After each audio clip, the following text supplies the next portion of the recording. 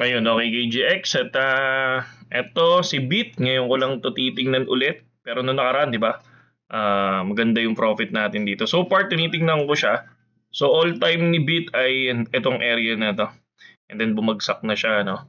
So check natin siya sa 4 hours time frame. Sa 4 hours time frame naman, kung mapapansin natin, nagpapakita siya ng galaw, no? So tapos punta tayo ng 1 hour time frame. So ito siya. Sa 1 hour time frame, makakakuha na ba tayo ng structure dito? So gusto ko lang tingnan muna. Tapos ito, tong area na to, possible. Mhm.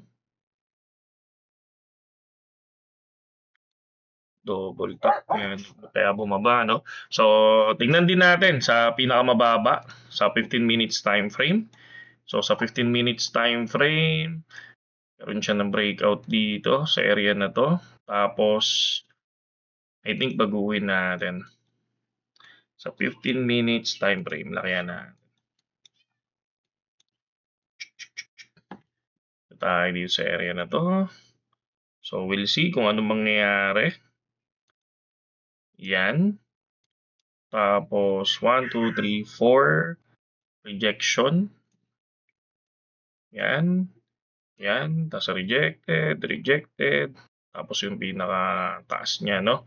So, ngayon, tingnan natin. Kapag ito, pumasok dyan, lulong tayo. Tapos ito, pag bumaba dito, mag-short tayo. Or, pag rejected dito, maglulong tayo. Kasi nakita natin, medyo uptrend siya, no? So, yes, bumagsak siya, pero sa 4 hours time frame, nagpapakita siya ng uptrend. So, yun lang mga kapogi. So, sana tama yung TA natin para profit ako. Saludo.